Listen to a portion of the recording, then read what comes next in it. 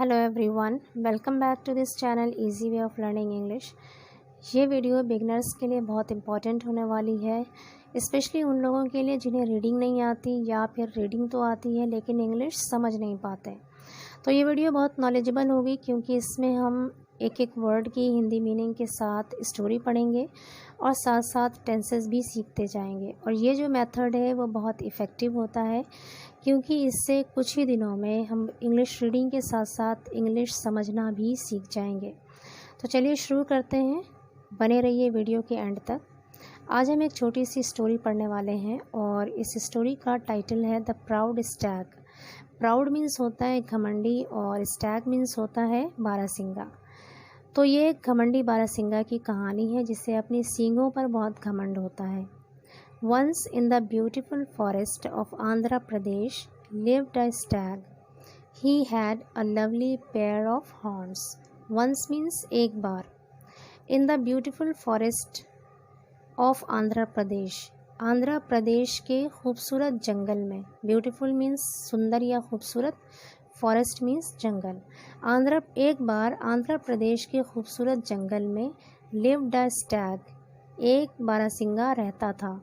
Lived means है यहाँ पर रहता था और ये वर्ब की सेकंड फॉर्म है, पास्ट इंडेफिनिट टेंस का यूज़ हुआ है यहाँ पे।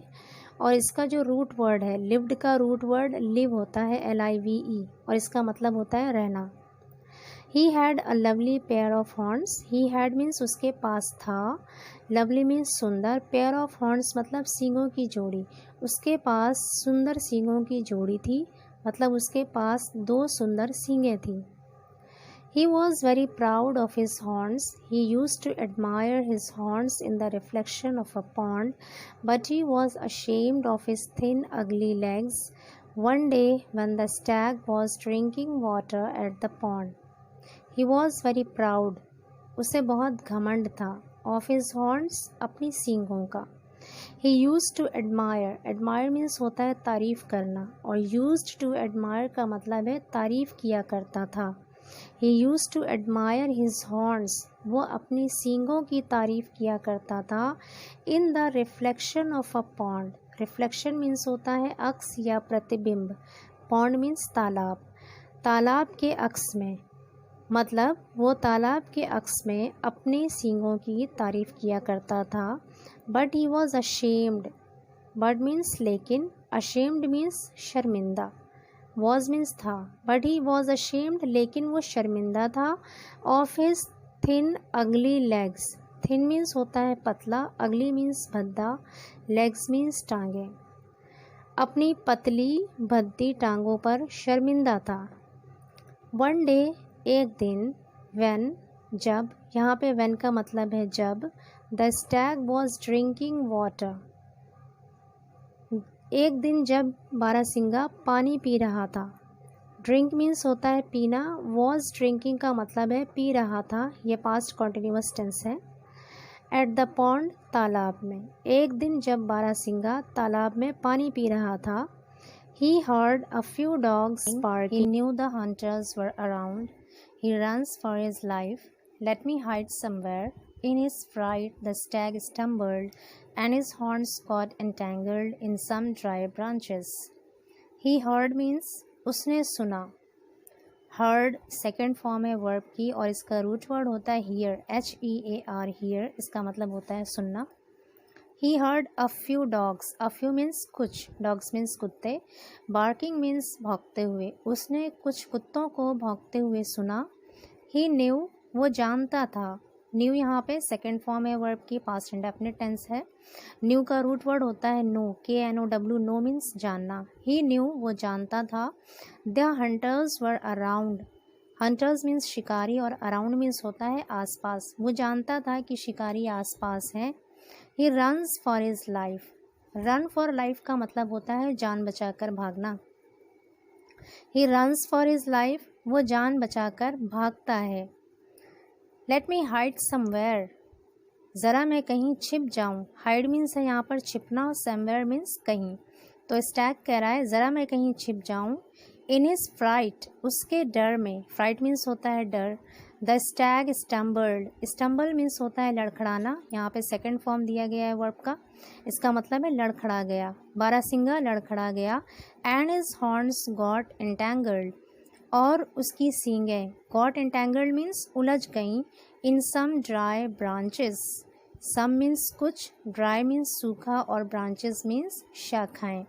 And his horns got entangled in some dry branches, और उसकी सींगें कुछ सूखी शाखाओं में उलझ गईं। He tried hard to free himself, but the dogs reached him. He tried harder and hurt his horns. At last, with great difficulty, he could free himself of the branches. He ran as fast as his legs could carry him. He tried hard means उसने बहुत कोशिश की। Again यहाँ पर देखिए tried verb की second form है और इसका फर्स्ट फॉर्म होता है ट्राई, TRY ट्राई, इसका मतलब होता है कोशिश करना, और ट्राइड मीन्स कोशिश की, पास्ट इंडेफिनिट टेंस का यूज़ हुआ है यहाँ पर।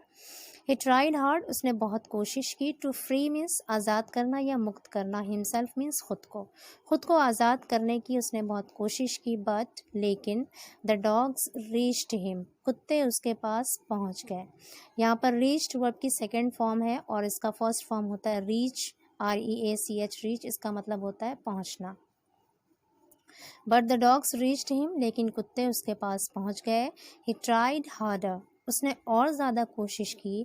And hurt his horns, hurt means होता है नुकसान पहुंचाना या चोट पहुंचाना, हॉर्न्स मीन्स है सींगे। ही ट्राइड हार्डर, उसने बहुत कोशिश की और ज़्यादा कोशिश की। एंड हर्ट हिज हॉर्न्स, और अपनी सींगों को चोट पहुंचाया या अपनी सींगों को ज़ख्मी कर लिया। एट लास्ट मतलब अंत में, with great difficulty, difficulty means होता है मुश्किल या परेशानी, और विद ग्रेट डिफ़िकल्टी का मतलब होता है बड़ी मुश्किल से।